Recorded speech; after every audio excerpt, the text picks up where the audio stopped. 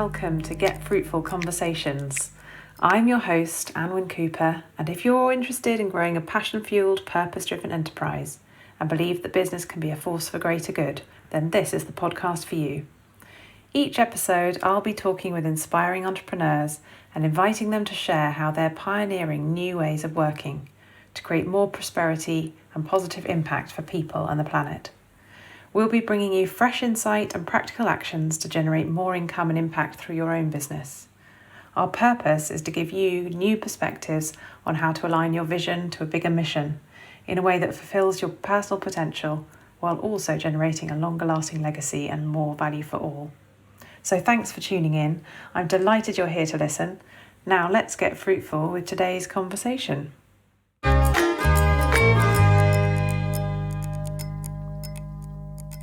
So, welcome. My guest today is Rebecca Robertson, award-winning independent financial advisor, director of Evolution Financial Planning, money mentor, wealth strategist, TEDx speaker, Amazon bestseller, and specialist in ethical investment.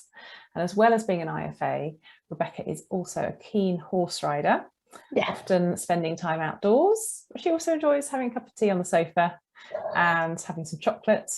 She's a vegetarian. She lives in Kent with her family, 2 children, a husband, 2 dogs and 3 cats. Yeah. She's worked in the financial services industry now for over 18 years in lots of different roles.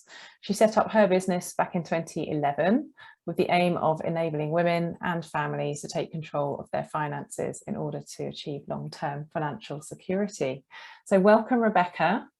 Amazing, what an introduction. Thank you. Great to have you with us today. Thanks for having me. I'm looking forward to having a chat and catching up with you. It's been a long time. Absolutely. So I've known Rebecca, I think probably since the beginning of your business, or certainly from the early days, maybe not right from the very beginning. But makes me feel very old. I've definitely got more grey hair than what I did back then. Oh, well, you can't see it from here. Very nice of you. It's hidden well. So yeah, I followed Rebecca's journey as she's developed her business over the years, and it's been really interesting to see. And I'm very excited to talk to you today all about business as a force for good and a bit more about your entrepreneurial journey. So I'm going to kick off with the first question, which is the thing that I ask all my guests, and that is, what does business as a force for good mean for you? I love that question, by the way, because I'm always talking about ethical investing with my clients and having, what decisions they're making with their money and how that can impact the world, and how it's almost like, how ethical are you? It sounds a bit of an odd question, but how far do you want to go with that? Do you want a little bit of exposure, but you're happy with no exposure? Or it's such a complex conversation to be had. So when I heard that question, I loved it. And I think for me, about doing good in the world is about having that impact. It's about helping people. So yes, we want our businesses to do well. We want to be successful, but for the business and for us to be successful, really, it's not just about the wealth. It's not just about the money. I think a lot of people can get burnt out and be really unhappy with that really as a fourth thought of the agenda. Whereas if we're really truly helping people and impacting people in the right ways, then it doesn't, it's a bonus that you're earning well from it and you're doing a good job from it. So for me, the type of clients I typically work with, they're not the kind of people that already have an IFA, already have had their money invested for many, many years. They're not normally people that have done a lot of investments before, but that doesn't mean to say that they're not intelligent. I spoke to a lady yesterday that probably had more MBAs and master's degrees than I've ever heard. These are highly intelligent people, and lawyers, solicitors, but they just don't put their emphasis. They're focusing on what it is that they do. So the good that I feel that I have is for encouraging people that wouldn't normally invest, wouldn't necessarily normally go and find a financial advisor, to make some of these bigger financial decisions, which means that they can have a better life, really, whether that's retiring early, whether it's buying their, paying for their kids' university, or buying a second family home, or just paying less tax overall. So from an inheritance perspective, they're leaving a bigger and greater legacy. And for me, that's more about the wealth gap. So in society, we've got the ultra wealthy and the ultra poor, and then there's like this middleman in between. And the people that are, have gone up through the ranks, and I've seen business owners that have gone from very little, earning millions, which is amazing, and then they start to realize the amount of tax they have to pay, and they're considering leaving the country and going to Kuwait because the tax is huge here. And then you've got people concerned about if they can put 10 quid in their petrol tank to take the kids to school. So this wealth gap is absolutely huge. And I'm all about how, as a society, we can reduce that wealth gap. And I do believe it starts with financial education and financial knowledge. And I believe that starts at the kitchen table. I believe that starts with children and who and how we talk about money on a general day-to-day basis. So that's how I feel that my business can do some good. And I've seen it do that. So, yeah, it sort of encourages me along. Yeah, I know you've done a lot of work around financial education, and you do a lot of talks and sharing lots of information that's really useful. Sort of about empowering people, really, isn't it? So that they know more, they can make better decisions. It feels like a bit of a big brick wall for a lot of people, or they just don't prioritize it. It's one of those things that they think about, oh, I better do that, I'll get round to that, I'll do that later. But you haven't got anyone nagging you, you haven't got anyone chasing you up. But in my team, I've got Katie, who's my office manager, or my client relationship manager, and on a regular basis I have clients saying, thank you for Katie for following up and chasing me up on this. I know I need to do it, I just hadn't got round to it. And we don't do it in a pushy way, because that's not what we're about. We almost ask for the client's permission, and we keep them accountable to the goals that they want to achieve, because otherwise no one else is. And if you're not going to take your own ownership yourself to some degree, we still need you to go and get the information and bring it back to us. Then, sometimes people's lives are just a little bit too hectic, and it just goes down the list and down the list and down the list, and it just never gets done. Yeah, I know what that's like. Me too. I've got I've had my self-assessment come through, and it says that my tax is due by the 31st of January. I'm like, I'm sure I've paid that already. Yeah. And that would sit on my desk, and I'm thinking to myself, no, it's the 27th of January as we're recording this. It's only a few days away. I mustn't let that go down the list and forget about it, because the tax man's not really forgiving.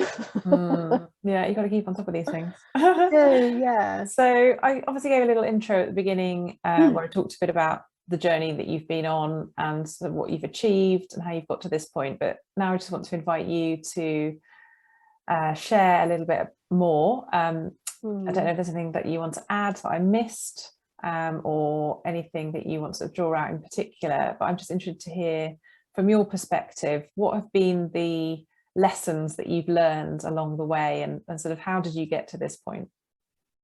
Yeah, it's I think if you're talking to anyone that's been in business for 10 years, and in that space of time, I've had real ups and downs, like anyone in business. It's not all good, it's not all perfect, it's not all rose-tinted glasses. There are times where you think to yourself, what the hell am I playing at? Why am I doing this?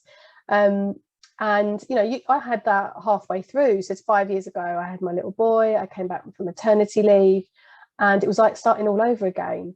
So it's not always the case that everything's perfect the whole 10 years I've been in business. Thankfully the pandemic has not been too unkind to me. It's been all right. But I know that's not the case for a lot of people. We had quiet moments where we had to sort of batten down the hatches a little bit, but otherwise we've been good. So I think it's just really important for people to remember that wherever you're at the moment, whether it's something that's going on in your personal life that's affecting you, therefore affecting your business, or it's something that's going on in your business that's draining your energy, that's affecting you personally, I think it's just really important to realise that it won't always be like that. It won't stay like that. And it's about really making sure you've got the right team around you and the right support around you, and making sure one of the biggest tips, I mean, we was just talking about this before we recorded, and it just keeps coming back to this, is about your ideal client, and about that you are often your ideal client in some degree, when in if you're, especially if you're providing a service based business. But you shouldn't always put your ideals or your language or your jargon into that. It is about really getting into the head of that person. And I think for me, I always overcomplicate so many things. I analyze everything, and it becomes trying to do too much too quickly, or trying to juggle too many things. So for this year, particularly, my learnings from last year is simplify everything. So not actually do a lot of, I still have my podcast, but not do an actual lot of external marketing as much as I was. Focus on speaking opportunities, but not any speaking opportunities, certain speaking opportunities, which I tend to be going into people's paid programs or masterminds and talking to groups of people, whether it's a course of some description or something like that, or a mastermind, rather than, you know, just speaking anywhere and everywhere. And just being really drilled down, where would my ideal client be listening to me? When are they likely to buy? And what do they need? What solution can I give them? And making sure that all roads lead to that. Whereas in the past, I've been, I wouldn't say them a shiny object, but I've been motivated to try and help everybody without having to limit, okay, well, this is really my ideal client's price point where I'm now profitable. That means that if they haven't got any money to invest, I can't help them. Well, I don't like that. But in actual fact, I've tried to do that for many years, and you then are not successful, or you're burning yourself out, or you're doing all the wrong things, and you're getting squeezed in other ways that eventually you've got to make certain hard decisions. Say, okay, I need to work in this way, whether I, you know, eventually I've become more comfortable with it because I can help more of the ideal client that's able to, that needs my services. As much as I want to help certain people, you can't help everybody. So I think it's always just going back. And years ago, I went to your workshop, which was amazing. And we talked about my ideal client, and there's a whole marketing piece. And it just seems to always come back to that. I called her Gwen. So important. I called her Gwyneth, I think, because we had loads of magazines and we cut out and there was a picture of Gwyneth Paltrow. So I called her Gwyneth. And what does she eat? And what does she like? And what was she about? And she was not a pretentious person, but she likes a certain quality of lifestyle. So she will buy herself a nice perfume sometime, or she will go to maybe once or twice a year or more to a spa treat to sort of, you know, she works hard. She doesn't say play hard, but she likes to treat herself and have a relatively nice lifestyle. So when you go back to that and you keep looking back at that, rather than being, you know, you have some coaches sort of saying, oh, you should go and write a book, or you should go and do a podcast, or you should go and there's so many opportunities. There's so many. And actually it's like, keep going back to where the money flows, energy goes. I think Tony Robbins said this. And last year I kept coming back to, hang on a minute, I'm doing too many things. This doesn't feel conducive, doesn't feel like sustainable, really. It's got to be sustainable. Right. And I was like, okay, I want more time for my horses. I want more time in the holidays for the kids. I want less stress. I don't want to work at the weekends. What do I need to be doing that means I earn as much, if not more, but I haven't got half the workload? How can I leverage my position more effectively? So I looked at I ignored what I wanted to see. I ignored what I wanted to hear. And I just looked at the cold facts of the figures. The figures always give you the answers in your business. And too many people avoid the figures. They avoid the data. They avoid their accountant. They avoid the tax man. But I had to look at them. I had to look at them and say, let's be honest here. What is working? The numbers don't lie. The numbers don't lie. They don't. So I closed my free Facebook group. I closed my membership, which was giving me like $2,000 a month in income. I launched 2 courses I was planning on launching. I didn't. I just didn't do it. I did continue and republish my book because it was already an asset that was sort of halfway there. So it felt like the right next step.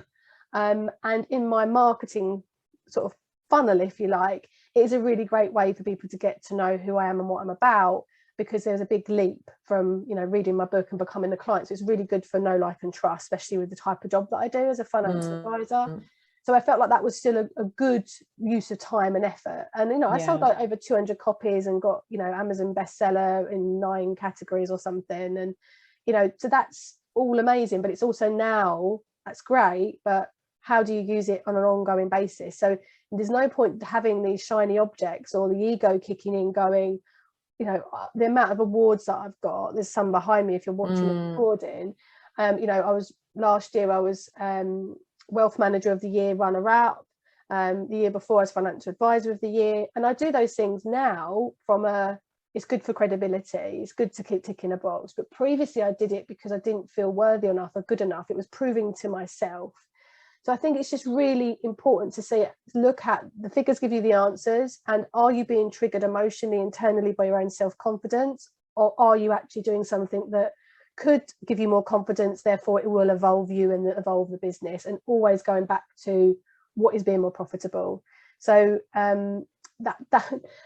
rather than giving you my whole business journey, no, that's really helpful. Loads of good lessons. There's so many lessons from those bad things that they're not bad things, and that's really my point, that they're lessons. You can always get better, you can always make it easier, and it doesn't stay like that forever, but it's really important you have the right team.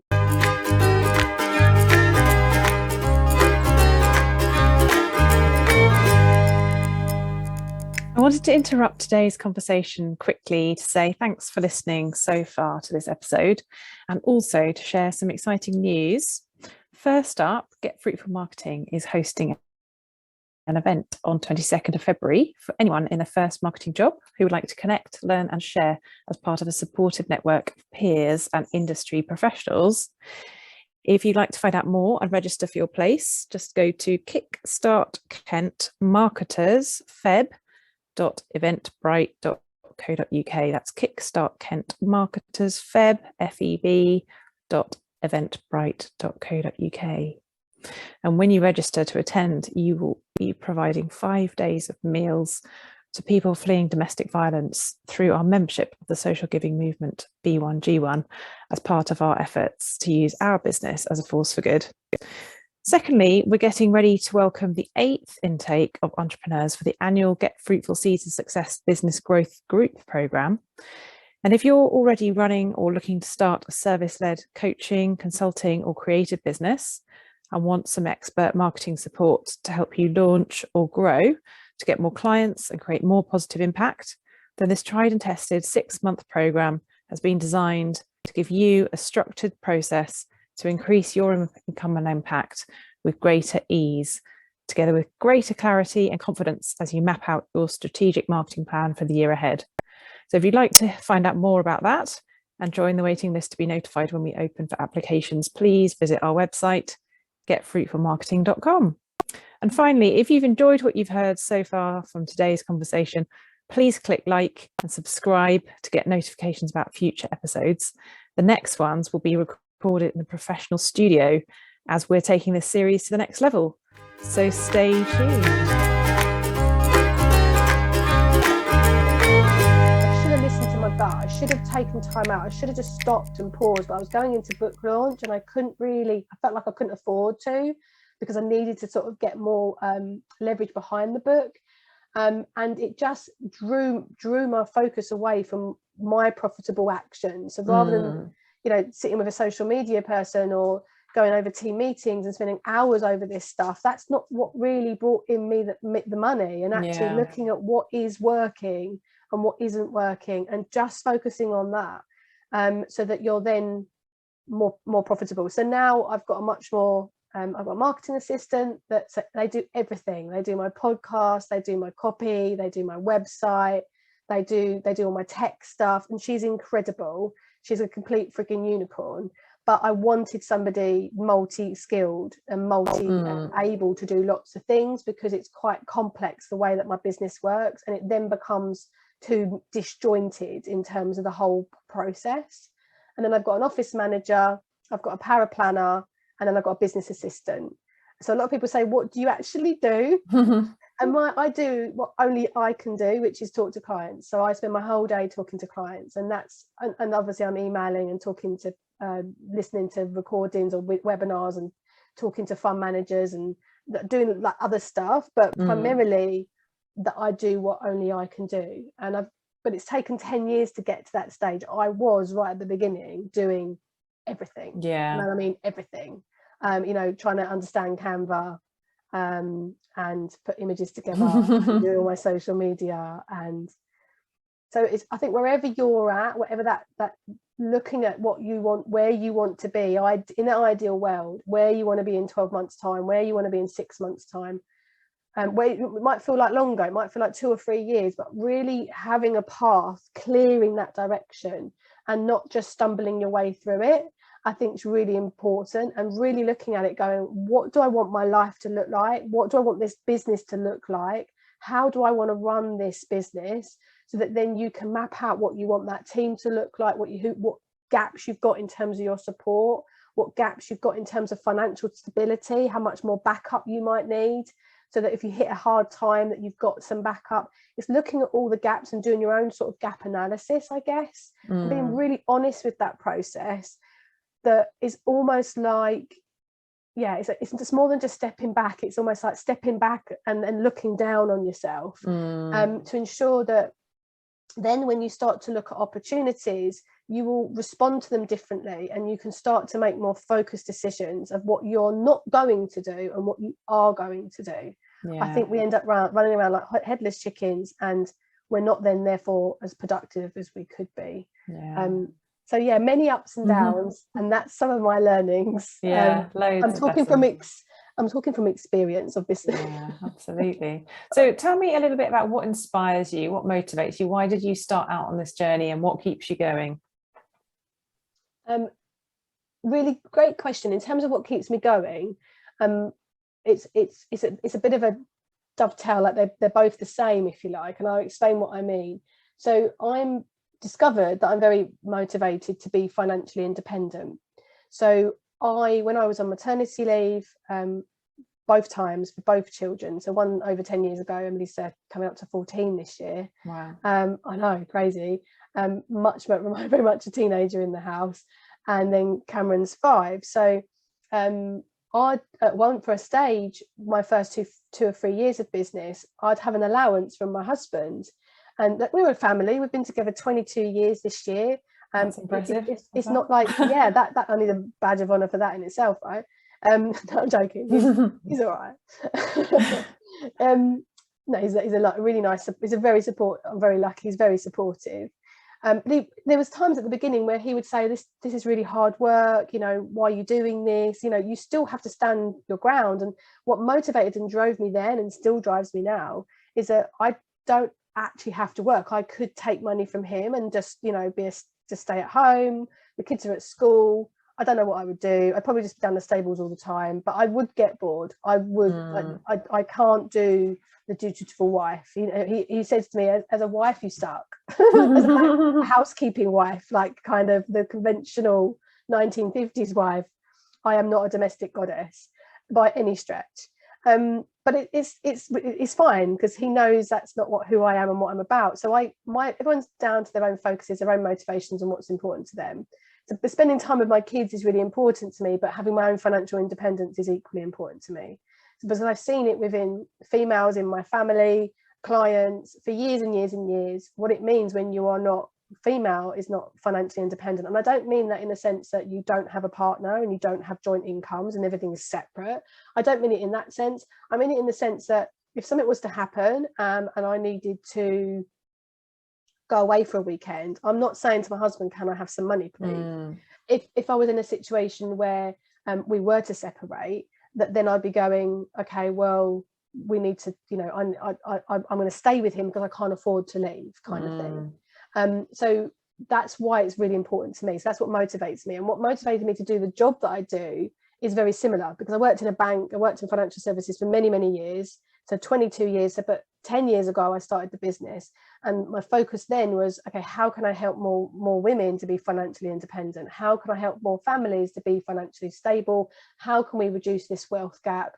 And that financial education piece that I mentioned previously. But my own personal drives, you know, I'm just about to move, I've got 2 horses now, about to move them from a very sort of cheap and cheerful setup. One of them's not being very well, and I can afford to more than double. So I'm moving them from one scenario into another scenario where their care is going to be that much more. I'll be stressed less, therefore more productive, because where we've been at the moment, it's just causing me too much. There's a lot of stress, a lot of upheaval, lots of drama, that's actually made me less productive, haven't got as much energy, therefore actually paying more and getting a better service and know the horses are cared for, I can afford to do that. And I'm not going to my husband saying, can I, and I don't mean that in a derogatory way towards women that do that, like, at all. I've got clients who have done that, and they have done that in the past.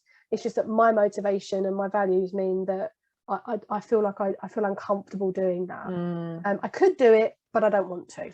Yeah, no, that's great. So thinking ahead to the future, what is your vision that you're working towards, or what's your next step? What's sort of coming down the line for you? So you know me well enough that normally I've got some big plan, I've got some big thing happening. I was doing a TEDx talk, and I was doing a book, and I was launching a course, and now I'm at the stage where it's like, no. I just want my business is, could be, it's already like 6 figures. So what can I be doing in my business to leverage my position more so I earn more and do less? Yeah. So actually there is no great big plan. I do plan to put a course out later this year, which is a 6-week course called Manage and Multiply Your Money. So it's really for people that can't afford a financial advisor but want that money, that education piece that I talked about. So it's going to be about £500-600, and it means that they won't have all the answers to go and do everything themselves, but they will definitely have a really good guideline as to what they should be doing to, to review their pension, to start investing, even if it's a small amount, and start thinking about, the different elements, even within just money management, how they can manage their money better, etc. And that, then I feel good about that. But what I'm not doing is I'm not doing that piece without taking my eye off my main bread and butter, which is what I've done in the past. Because I have a financial goal that I want to achieve for myself. And if I'm not living and breathing that, then it doesn't feel authentic. So it's all about the bigger, longer financial plan, which is at 55, which is 14 years away from me. My husband's a couple of years older.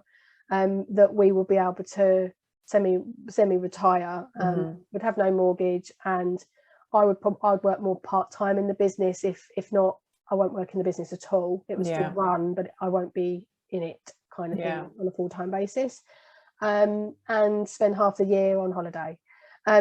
So I feel like I've done all the running around, the headless chicken stuff, and trying things and testing things, and it's funny how sometimes it's just staring you right in the face.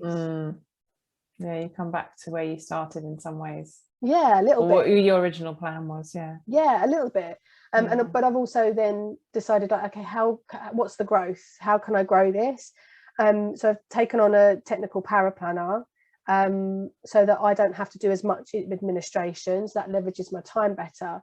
And then the next stage would be to take on another advisor. But I only want to do that when the figures tell me it's the right time to do that. I won't do it any time before. Yeah, brilliant. Well, in a moment, I'm going to invite you to share your contact details so people can get in touch if they want to find out more. Before we go, I'm going to ask you my final question, which is, if you would like to share some words of advice. I know you've already shared loads of lessons that you've learned along the way, and given loads of insight into your journey, that people will find useful, I'm sure. But just a quick sort of summing up, if you want to just give a few words for somebody who might be starting out in business, or somebody who's already running a business and wants to make their business more of a force for good and create more positive impact in the world, what would you like to say to them? I was probably just a recap of some of the things I've said, but go back to the original purpose for yourself, but also look at the ideal client that you have in mind that's most profitable for your business and what they want. So if you're starting out, somebody was on Facebook the other day and they said, I want to do more introducers and I want to find more referrals. And I said, well, the first thing to do is work out who your ideal client is, because from a journey perspective, it's working out, okay, who's going to come in touch with this client before they're thinking of me. So mine might, if I was a mortgage broker, it'd be an estate agent, for example. If, like, for example, mine might be an accountant. If they're a business owner, an accountant might go, oh, you need to sort your pension out, kind of thing.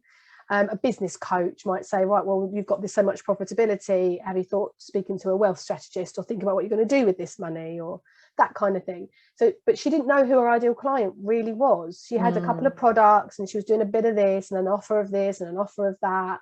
And she was doing a bit of everything. And that's like the worst thing to do. It's good to test these things out, but at some stage you've got to look at the profitability and you've got to make a decision about not necessarily offering one thing to one person, but you need to be known for one thing to one ideal client. And you might have other back offers, or you might have a lower offer and you take them up a product line in terms of where you start at a £99 kind of offer, and then you go up to a 500, or then you might go into a one-to-one. But it doesn't mean you're marketing all those things all at once.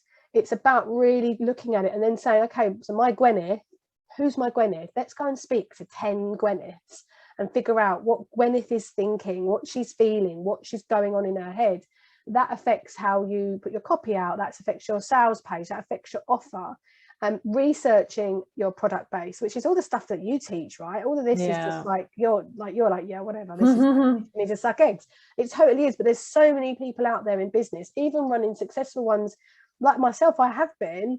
We're doing too many things to try and please too many people. So go back to the basics sometimes and keep scaling back, and then shifting forward, scaling back, then shifting forward. That would be some of my top tips. Brilliant. Love it. Thank you. So before we go, please let us know, how can we get in touch if we want to find out more about you or your business? So I've got 2 websites. So I have my regulated website, which is Evolution Financial Planning. So www.evolution Financial Planning. And you can find information on there about ethical investing. We've got an ethical guide on there. And you'll also find out about pensions, and you can get in touch with us if you want us to help with any of that. And then I have Robertson.co.uk, which is my coaching side of the business. So at the moment we have waiting lists. I'm not running my mastermind at the moment, but I do one. I hate that when so people say do. It always makes me laugh. A 1 hour sort of consultation session or a coaching session. I do those at £220. So that's available through my website. But I have loads of free stuff. So if people want to just get to know us a little bit more, I have my podcast, which we do release once a week. I have my book, which is obviously not free, but it's not too expensive. I also have a planner. They're both available on Amazon, and there's links on that website. So wherever feels right for you to start, anyone listening, then go and start there. We've got some webinars coming out, which are I've done last year. So they'll be going out on my socials as well. So if you want to go and follow me on Instagram or whatever, Facebook or wherever, then you'll see those webinars that have come out. So we've got a planning webinar, an ethical webinar, and also related to my book, like a summary of my book as well, is coming out late in the next few months. Brilliant. Thank you. Well, thank you again for coming on today and talking with me. It's been really great to hear everything Thanks for about having your me. journey It's to nice this point. Thank you. Thanks for listening in to today's Get Fruitful conversation. If you've enjoyed what you've heard, I invite you to give us a 5-star rating, leave a review, subscribe to the podcast, and tell your friends and colleagues to check it out too. This will help us reach a wider audience and make sure you don't miss out on future episodes. If you'd like to get in touch, connect with other like-minded people in business, and continue conversations about topics discussed here, then I'd love you to come and find our community online. It's free to join us. Just search for the Get Fruitful Business for Good group over on Facebook, visit my website, getfruitfulmarketing.com, or click the links in the show notes. I'd love to hear what Business for Good means for you. Until next time, goodbye for now.